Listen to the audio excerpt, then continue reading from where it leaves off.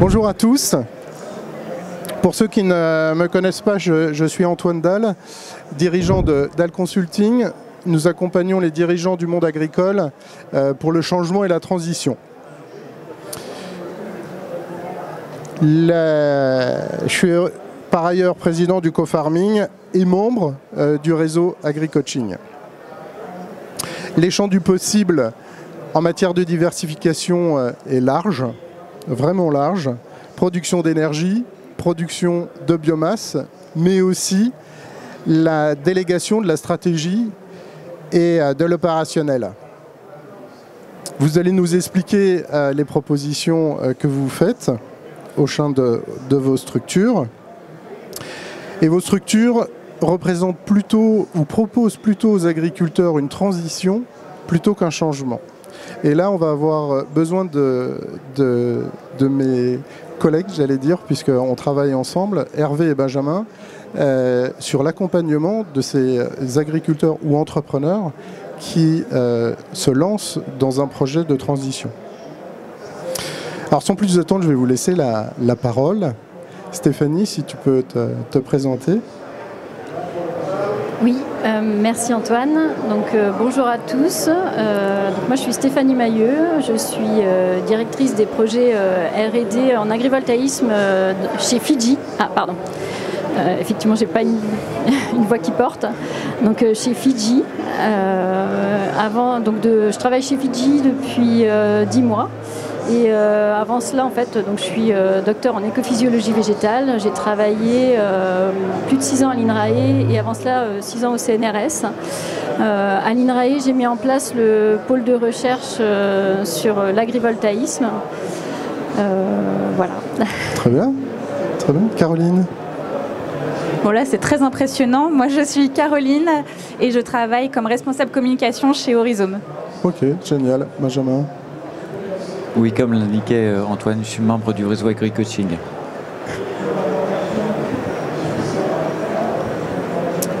Bonjour Hervé, donc moi je représente Philoterra, donc une société de conseil et de formation pour le secteur agri-agro au sujet des transitions et aussi membre du réseau AgriCoaching. Et je suis Étienne, cofondateur de Milpa, qui accompagne les exploitations agricoles vers une transition au biorégénératif par le biais de la garantie de revenus et également vice-président de co-farming. Très bien.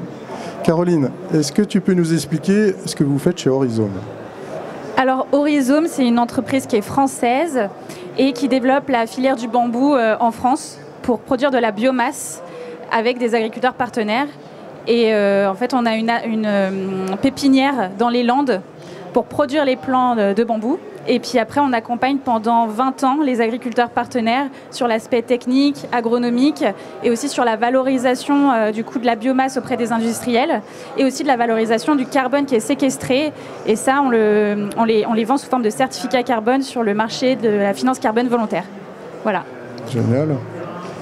Étienne, tu veux nous expliquer ce que vous faites chez Milpa? Bien sûr. Donc nous, notre métier, c'est vraiment d'accompagner des exploitations agricoles en grande culture vers une transition et même un maintien en agriculture biorégénérative avec une certaine définition du biorégénératif qu'on va avoir chez Milpa qui est des sols toujours couverts et verts, des associations de cultures, donc jamais une culture seule, une réduction jusqu'à l'arrêt si possible du travail du sol et l'utilisation massive de bactéries et de champignons pour restaurer un peu toute cette vie qu'il peut y avoir dans les sols. Génial. Et le levier qu'on va avoir pour faire ça et aussi pour vraiment accompagner et emmener un maximum d'agriculteurs, ça va être la garantie de revenus, donc de pouvoir garantir une marge opérationnelle à l'hectare pour les exploitants agricoles. Très bien. Très bien. Hervé, chez Philoterra? Donc Philoterra, on a plusieurs activités. Une activité de formation, principalement pour accompagner des groupes de jeunes agriculteurs en coopérative, mais également accompagner des acteurs de la chaîne de valeur agricole, donc d'agriculteurs, groupes d'agriculteurs, entreprises, plutôt PME, ETI, dans l'accompagnement des transitions. Les transitions, c'est des sources d'opportunités, à condition de bien les choisir et accompagner les entreprises pour être différenciants, je dirais, d'un point de vue commercial. Et donc accompagnement aussi d'agriculteurs au travers d'AgriCoaching. Ouais.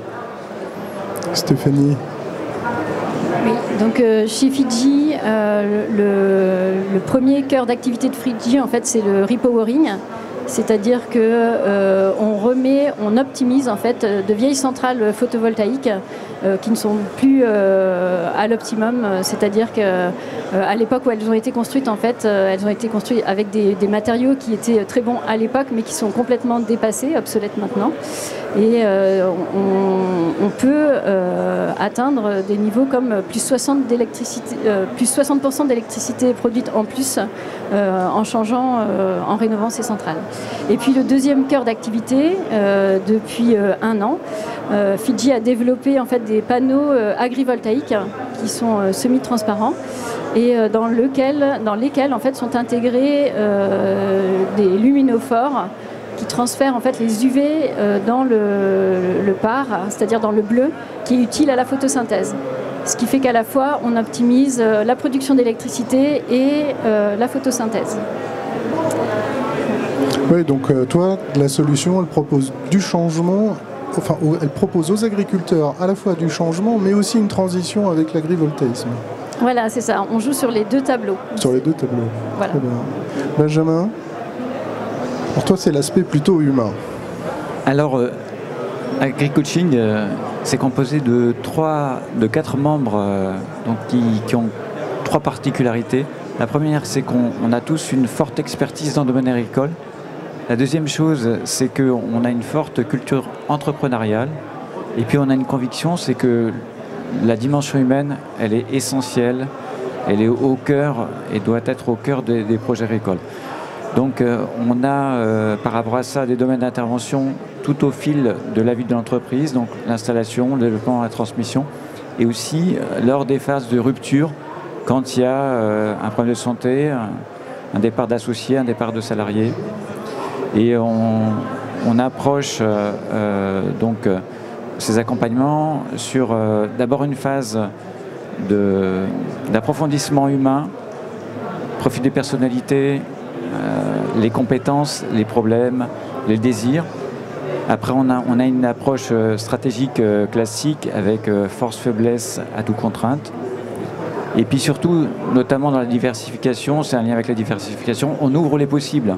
Et c'est en lien avec le sujet. Oui. Notre rôle, c'est d'abord d'ouvrir les possibles, de projeter vers l'avenir et d'avoir des projets qui vont se projeter dans le temps. Voilà. Et puis une dernière phase, après on a un plan d'action et puis un suivi pour faire en sorte que les projets de diversification puissent se traduire de façon la plus effective possible. Oui, on dit souvent que la personne qui se trouve entre le volant et le siège est bien le plus important pour mener à bien des projets. Souvent, pour reprendre quelque chose qui me tient à cœur aussi. Étienne, est-ce que tu peux nous expliquer quelle proposition de valeur tu fais aux agriculteurs, enfin, qu'est-ce que tu proposes concrètement aux agriculteurs qui travaillent avec toi? Alors, chez Milpa, ce qui est très important pour nous, c'est pouvoir emmener une exploitation vers une transition très profonde. Donc le biorégénératif est très très engageant puisque on va associer à la fois tout ce qui est réduction de travail du sol jusqu'à l'arrêt, etc. Mais aussi en bio. Donc c'est une transition qui est on-off. Et ce qu'on propose aux agriculteurs, c'est pouvoir avoir la possibilité et lever les freins du changement plutôt que de le faire petit à petit, c'est de le faire vraiment de façon assez nette. Et pour ça, aujourd'hui, le levier de la peur, enfin, le plus gros frein, c'est la peur. Et nous, aussi la peur de l'échec financier. Et c'est bien pour ça qu'on a décidé de le faire par la garantie de revenus. Alors ça, c'est pour une partie aussi de nos clients. La deuxième chose sur laquelle on travaille énormément, c'est l'installation de jeunes agriculteurs.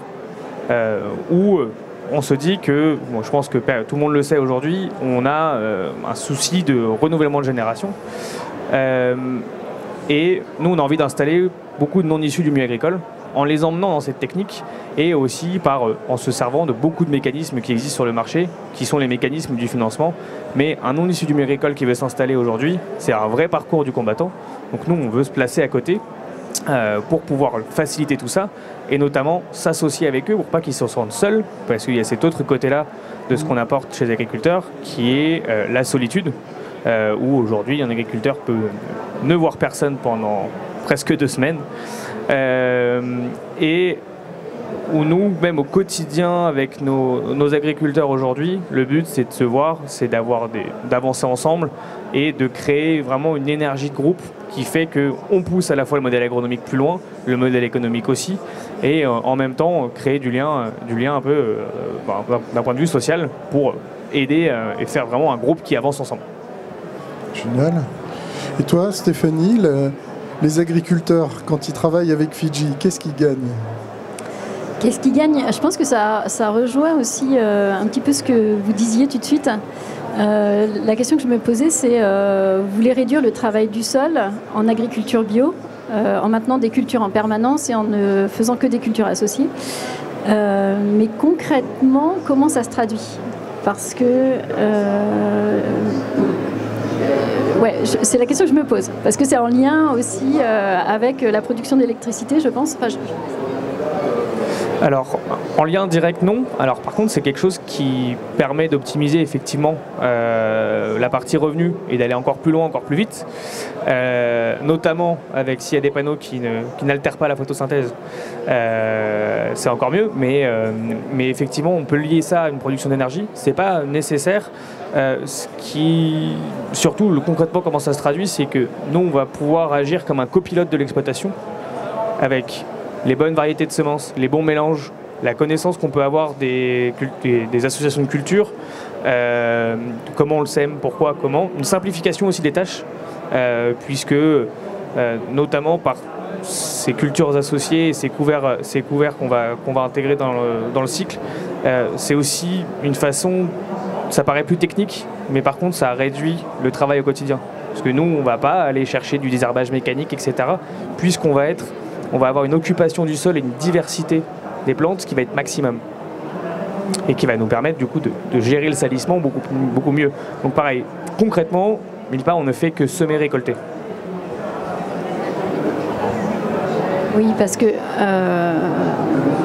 donc l'intérêt en fait, je veux dire, l'agrivoltaïsme, il a un intérêt pour toutes les typologies de culture actuellement, d'adaptation au changement climatique, de revenus complémentaires pour les agriculteurs, et puis aussi pour la transmission pour les générations futures. Ça rassure les banques, puisqu'on a une source de revenus fiable. On sait aussi que je veux dire, les meilleurs entrepreneurs pour héberger les solutions pour produire des énergies renouvelables, pour compléter le mix énergétique, en fait, eh bien, ce sont les agriculteurs, puisqu'ils ont les espaces et puis ils ont l'activité aussi, une activité aussi qui nécessite une forte consommation d'énergie. Donc ils peuvent soit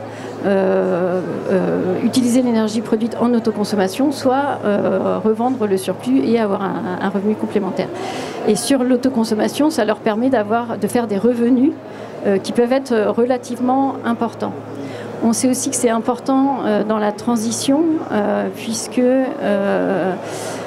pour réduire la consommation d'énergie fossile, on va être obligé d'électrifier en fait tout le machinisme agricole. Et le fait de pouvoir utiliser l'énergie produite sur la ferme, eh bien c'est une source d'énergie qui est gratuite et qui va permettre en fait de bien aborder cette transition. Et Fidji, lorsque vous installez de l'agrivoltaïsme, il y a une location à hectare ou l'agriculteur peut être au capital du projet ? Ah non, donc ça dépend des agriculteurs, ça dépend de la taille des centrales. Pour l'instant, Fidji ne développe pas de projet. En fait, pour l'instant, on a juste conçu un panneau agrivoltaïque qui convient, qui est adapté en fait à l'agrivoltaïsme, et on est en train de monter un projet justement avec INRAE pour développer de nouvelles technologies de panneaux qui soient vraiment adaptées à toutes les typologies de culture pour qu'il y ait zéro risque en fait pour la culture. Et donc voilà.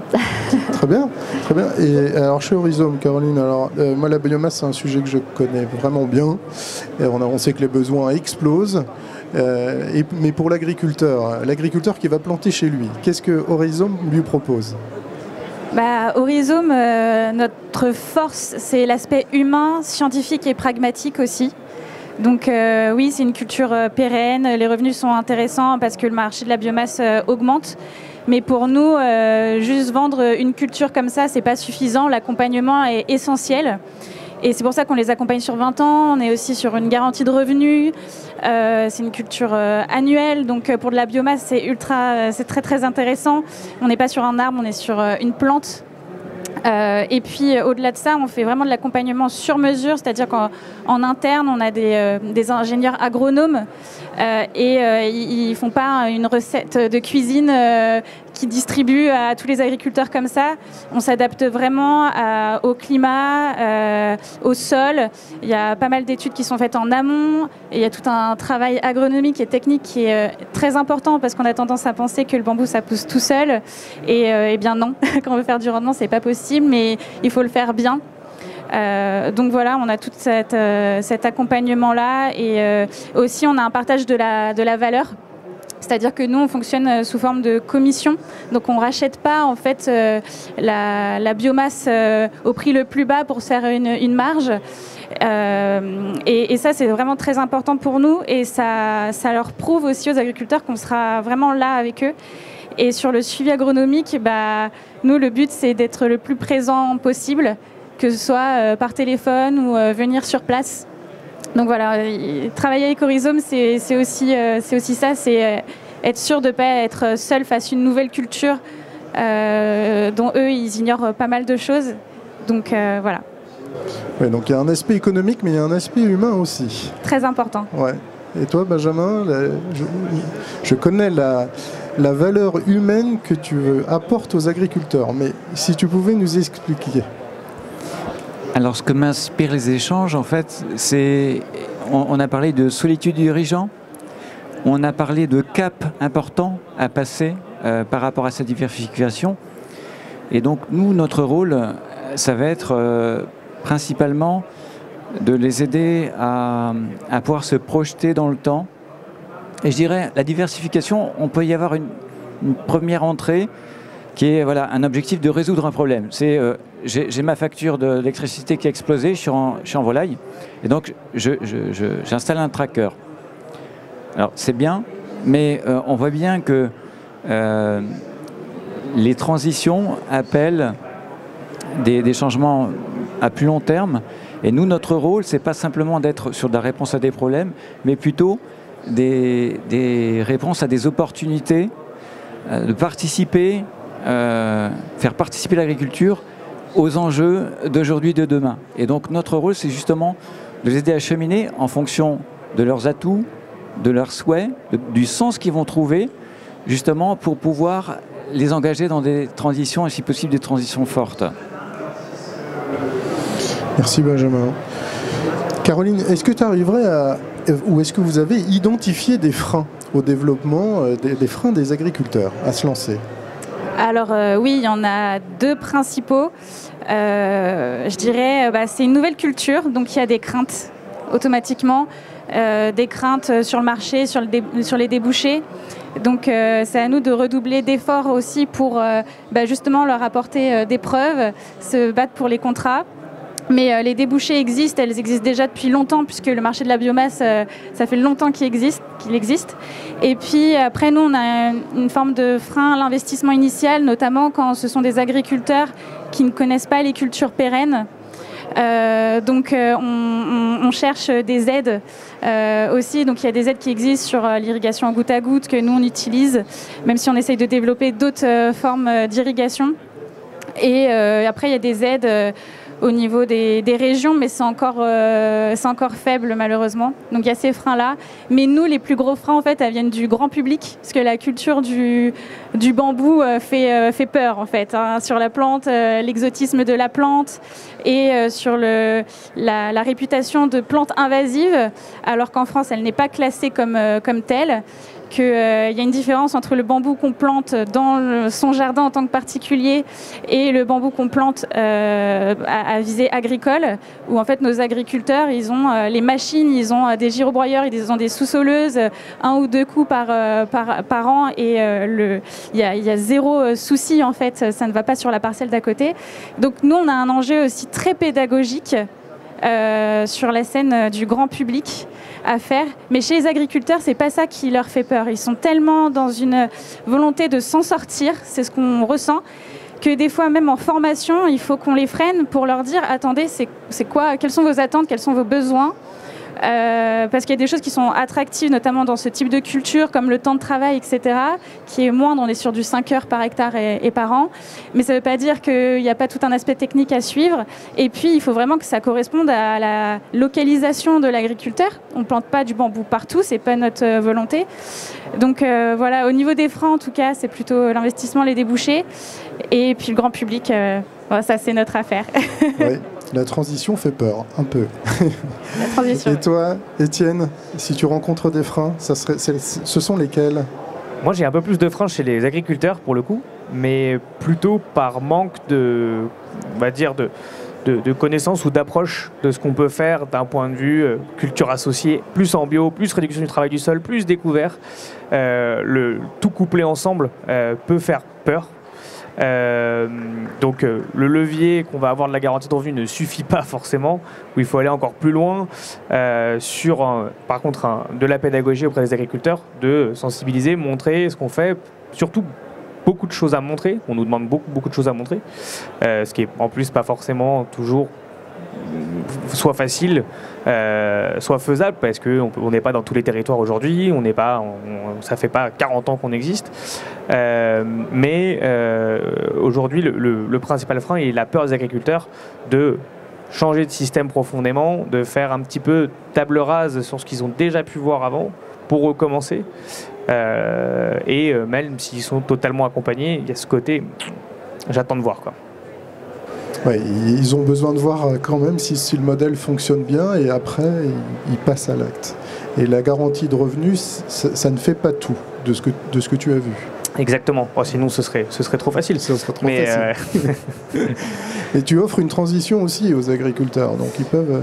Même très, très forte. L'objectif, il est bien là, et nous, ça fait partie de ce dont on croit. C'est une transition, elle doit en tout cas dans une exploitation, il faut qu'elle soit assez... vraiment, très franche. C'est un peu comme un coup de cliquet. C'est une fois qu'on y est, on y aime, mais il faut le faire. Et il faut passer cette marche-là. Ouais. Enfin, ce qui est absolument génial, c'est que à la fois chez Milpa et à la fois chez Horizome, vous avez conscience de ça et vous accompagnez les agriculteurs qui veulent entrer en transition. Et chez Fidji, l'agrivoltaïsme, les freins, ils viennent, c'est les agris, c'est l'environnement. Alors, je dirais que la majorité des agriculteurs sont plutôt attirés par l'agrivoltaïsme par rapport à tous les bénéfices environnementaux que ça peut apporter, et économiques aussi. Je dirais qu'un des freins qui est le frein majeur d'une partie des agriculteurs, en fait, c'est l'artificialisation des sols. Sachant que c'est peut-être, je dirais, un faux frein maintenant, puisqu'il a été quand même en grande partie résolu dans le décret qui est sorti en avril dernier, puisqu'il est prévu qu'au bout de 40 ans, la structure doit pouvoir être enlevée sans laisser d'impact sur la parcelle. Et puis, ce qui faisait peur au départ, c'est qu'on voyait des centrales avec des blocs de béton, ce qui est interdit en fait maintenant, puisqu'on est sur du pieux battu. Voilà, on est sur des structures métalliques. On a même de nouvelles structures qui se développent en fibres biosourcées. Et donc, on a vraiment très très peu de béton dans les parcelles, et les structures peuvent être enlevées de façon très très simple. Voilà. Oui, donc vous êtes en veille. Vous êtes en veille réglementaire et vous adaptez en fonction des situations, très souvent. Et toi, Benjamin, en quoi la clarification des objectifs des agriculteurs peut les aider à mener un projet sur leur exploitation? En fait, je disais tout à l'heure, un projet, souvent, il vient par un équipement et par rapport à un problème. Et ça, c'est intéressant, mais si on veut un projet à long terme qui soit vraiment approfondi et cohérent, il s'agit à un moment de s'arrêter. Ça, c'est une grande difficulté des agriculteurs, c'est de s'arrêter pour vraiment être en capacité d'identifier tous leurs objectifs. Et évidemment, un objectif qui n'est pas identifié, il ne sera pas pris en compte. Et on sait qu'une exploitation est globale et les objectifs personnels, les objectifs professionnels, objectifs de rentabilité, on parlait de la rentabilité mais qui ne fait pas tout, des problématiques de transmission, le souhait d'intégrer la fiscalité, la gestion de son patrimoine, tout ça sont des éléments qui, lorsqu'on les pose, gagnent à être identifiés comme objectifs. C'est ce qui va faire que quand on pose tout sur la table, on va pouvoir avoir des objectifs à beaucoup plus long terme. On va vraiment trouver du sens, de l'engagement. Et derrière, on va aboutir à des projets ambitieux, en fait. Parce que les projets qui sont évoqués là, ça nécessite une ambition, une projection. Et notre rôle, c'est justement de passer d'un projet ponctuel à quelque chose de plus long terme. Et c'est ce qui va donner de la force, de la sécurité et de la sérénité au projet. Oui, l'entrepreneur serein est beaucoup mieux dans son rôle d'entrepreneur. Ouais. Alors paradoxalement, on a un environnement extrêmement aléatoire et c'est bien l'objectif à long terme qui va donner de la sérénité, un cap dont on a déterminé qu'il était pérenne et qui avait des chances de donner un sens à l'exploitation et apporter ce qu'attend la société. Toi, Hervé, qu'est-ce que tu mets en place pour aider un agriculteur ou un groupe d'agriculteurs qui veut se lancer dans une diversification? Alors, il y a déjà beaucoup de choses qui ont été dites. Je dirais ce qui est important, parce que tu l'as évoqué en introduction, la diversification, c'est pas simplement changer de culture, c'est changer de paradigme. Donc, ça veut dire qu'aujourd'hui, ça peut mettre en cause l'exploitation dans sa structure actuelle. Donc, il est important, je dirais, qu'il y ait une phase de discernement. Une phase de discernement qui est importante pour clarifier, comme l'a dit Benjamin, clarifier ses vrais objectifs, quelles sont mes envies, quelles sont mes valeurs, où est-ce que je veux emmener mon entreprise à 10 ans, à 15 ans. Et si on n'a pas répondu à ces questions-là, en fait, on peut apporter des réponses à une mauvaise question. Et donc, on peut engager l'entreprise, puisque les enjeux de diversification sont souvent structurants, capitalistiques. Et donc, il est important, je dirais, d'avoir cette approche-là. Le deuxième élément, c'est de définir un cap. Ça a été dit, j'y reviens pas. Et le troisième élément qui est aussi humain, ça a été évoqué, c'est se faire confiance. À un moment donné, quand on y va, on y va. Et on sait où on part et donc en route. Le dernier élément sur lequel moi j'accompagne les entreprises, qui est un peu au regard, je dirais, de mon passé aussi dans l'industrie, c'est la conduite de projet. Conduite de projet, donc avec un process qui est clair. C'est pas je fais un projet comme ça, il y a tout un process, des étapes à respecter pour pouvoir être sûr de ne pas oublier une étape.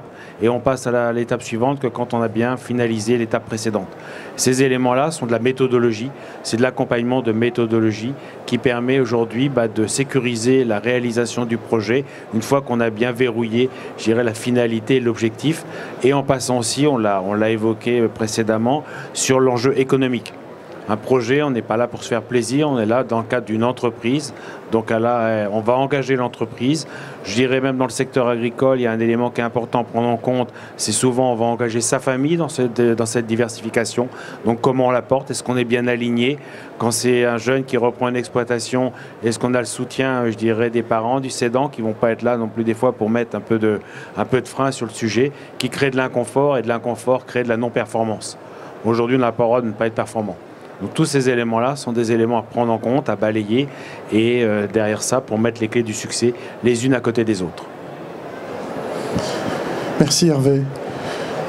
Si tu pouvais nous expliquer, Étienne, des réussites, parce que des réussites chez Milpa, il y en a. Moi j'ai rencontré des agriculteurs qui avaient la banane d'être passés en transition avec toi. Est-ce que tu peux nous expliquer, nous partager des réussites ? d'agriculteurs chez toi? Oui, alors on a différents profils évidemment, mais je pense que une des réussites qui est très chouette chez nous, c'est un agriculteur qui était déjà plus ou moins en bio de conservation depuis quelques années, pleine bosse, donc aussi avec la pression seule d'être au milieu des bosserons et être le seul qui avait des haies, des arbres, qui était en bio, qui travaillait plus son sol, etc. Donc la pression des voisins qui était très très forte et qu'on a rencontré et qui vraiment était à 2 doigts de repasser en système conventionnel, mais que à cause de cette pression, hein, pas par des sujets de résultats, etc. Alors qu'avait vécu aussi toutes les fluctuations que peut connaître le monde agricole, mais qui commençait à se stabiliser. C'était vraiment la pression sociale qui était sur le côté. Et en venant chez Milpa, il a pu à la fois ne plus être seul, pouvoir continuer à augmenter dans sa pratique, malgré qu'il ait fait aussi un paquet de formations. La mise en œuvre n'était pas si simple. Et surtout l'effet du groupe, où se retrouver enfin en groupe, c'était génial. Et de client, il est même passé à salarié, donc ça c'est une très très belle réussite, puisqu'on a réussi à l'embarquer avec nous, et qu'aujourd'hui il accompagne d'autres agriculteurs avec sa philosophie, la philosophie Milpa en même temps. Et c'est vrai que son parcours représente assez bien ce qu'il y a. Mais la plus grosse réussite qu'on a chez Milpa aujourd'hui, c'est de se dire qu'on est responsable de plus de 4000 hectares de conversion en bio-RG et que l'année prochaine on aura encore doublé ce chiffre et ça c'est notre plus grosse réussite, je pense, d'avoir converti complètement des hectares qui de toute façon ne reviennent pas en arrière et ne veulent pas revenir en arrière. Ouais, donc il y a une réussite chez l'agriculteur. Moi je t'avais posé la question vraiment profil agriculteur, mais finalement il y a une réussite presque sociétale, parce que c'est quand même des milliers d'hectares là que tu as réussi à convertir, et la transition continue. C'est notre objectif.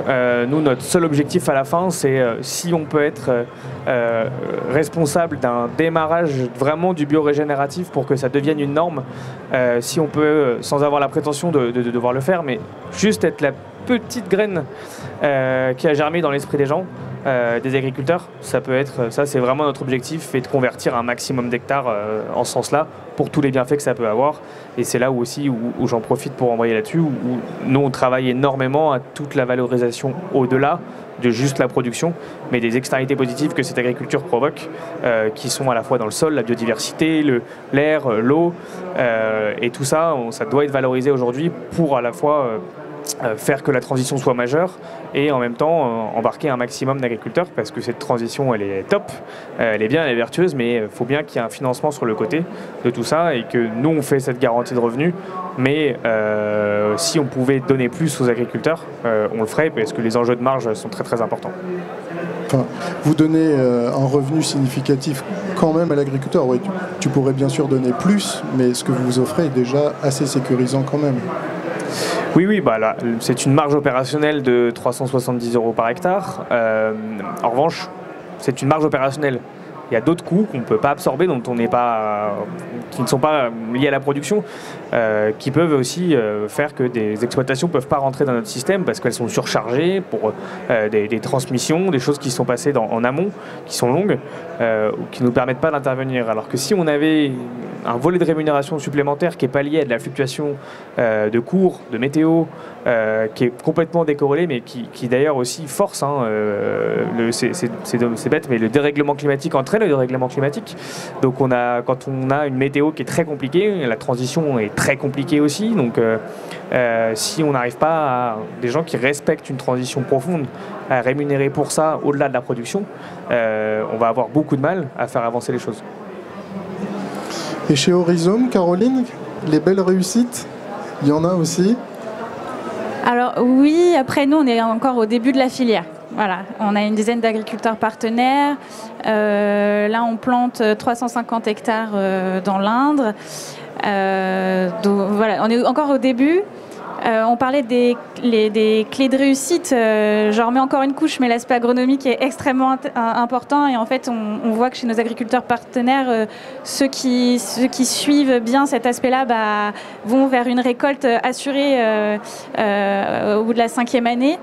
Donc voilà, je dirais ça sur ça. Et après, je dirais à titre plus personnel au sein d'Horizome. On est fiers parce qu'en fait, les agriculteurs avec lesquels on travaille, c'est souvent nos meilleurs ambassadeurs en fait. Et ils en parlent beaucoup autour d'eux. Ils font aussi beaucoup de pédagogie. On l'apprend après parce qu'il y a d'autres agriculteurs qui viennent vers nous pour ça. Donc ça, on est fiers de ça, de savoir qu'on est en train de tisser un lien fort avec les agriculteurs. Et que ça va au-delà de cette culture même, mais ça va dans le sens et ça va aussi dans le fait que la diversification... en fait, les solutions de diversification actuellement, ce sont aussi des opportunités d'aider ces métiers qui ont peu de perspectives aujourd'hui, qui se sentent délaissés. Et donc voilà, bref, c'est Très bien, ouais. Notre fierté. Ouais. Et fierté d'implanter une nouvelle culture qui répond à des besoins énergétiques assez forts, enfin de biomasse, pas qu'énergie d'ailleurs, bioconstruction aussi, des enjeux forts en biomasse, donc vous répondez à ces enjeux-là, et puis une nouvelle culture qui apporte du revenu non pas à l'agriculteur mais aussi à l'échelle d'un territoire, parce qu'Horizome a la volonté de vraiment développer les plantations. Oui, et puis nous on travaille vraiment à échelle locale, donc on veut produire, cultiver et valoriser le plus localement possible. Et au-delà de ça, après ça avance un peu, je ne peux pas donner de nom, mais on est très fiers parce que là on va pouvoir acter de contrats sur de la valorisation, notamment pour produire des biomatériaux dans la construction. Voilà, on a pas mal de partenariats qui vont arriver et du coup on sait que ça va encore plus rassurer les agriculteurs. Donc voilà, on va dire que c'est une des réussites aussi. C'est bien, c'est bien. Et toi Benjamin, humainement, les agriculteurs que tu accompagnes, il y a des belles réussites aussi. Oui, j'ai envie de parler d'une belle réussite parce que au départ, le client que j'ai accompagné avait des problématiques très classiques. Problème de main-d'œuvre, il cherchait un demi-salarié en grande culture. Et deuxième problématique, c'est la transmission. Et dans le cadre de l'accompagnement, on a fait émerger ce qu'il appelait une folie douce, un rêve. Et donc, il est dans les Hauts-de-France et son rêve, c'était d'implanter de la vigne.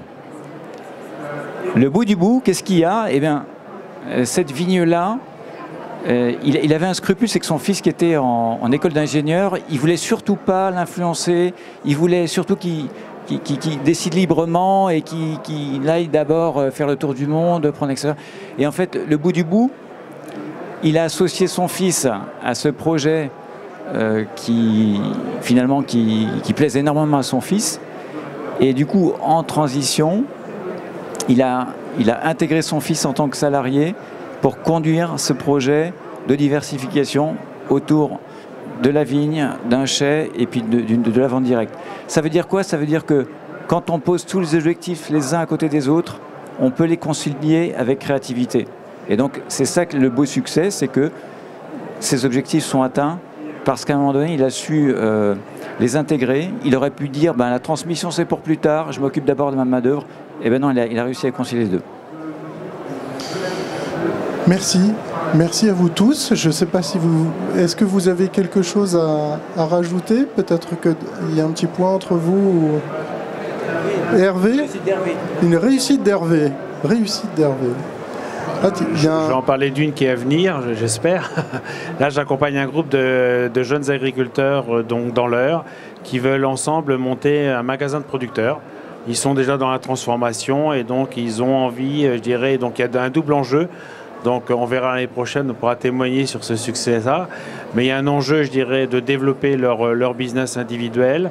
Ils sont des agriculteurs. Il y a un non-agriculteur aujourd'hui qui est une pâtissière qui fait des macarons, qui vient rejoindre à eux.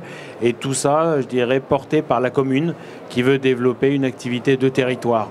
Donc j'ai commencé à les accompagner et je trouve que le projet il est sexy et parce que ça va permettre encore une fois de rendre service au territoire grâce à l'activité agricole. Génial. Étienne. Et moi, plus de façon générale, de dire que on le voit là à notre petite échelle, mais qu'il y a quand même encore beaucoup de solutions pour l'agriculture, qu'il y a plein de choses disponibles, il y a beaucoup de solutions positives à la fois pour des diversifications qui a des enjeux environnementaux et aussi financiers où c'est pas foutu, il y a plein de trucs à faire encore et un peu de choses positives avec la dernière année qui s'est passée là, je pense que c'est assez important pour le monde agricole. C'est ça, oui. Alors, tu m'amènes très bien à ma conclusion. Merci Étienne.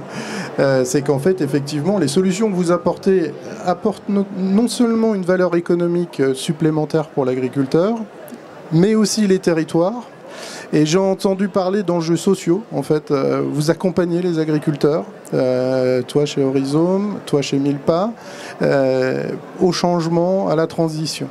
Et alors, ce qui est très rassurant, mais là, Benjamin et Hervé, on bosse ensemble, on le sait, c'est que, en fait, les entrepreneurs, s'ils le souhaitent, ils peuvent être accompagnés et ne pas entreprendre seuls. On a entendu parler de l'accompagnement, de la solitude de l'entrepreneur, et ça, il ne le faut pas. Et ce qu'on a retenu de vos solutions, c'est que les agriculteurs ne vont pas, en passant avec vos solutions, c'est pas un investissement de tracteur, on passe à une autre échelle, et que, du coup, l'accompagnement est nécessaire. Merci à vous. Merci à vous.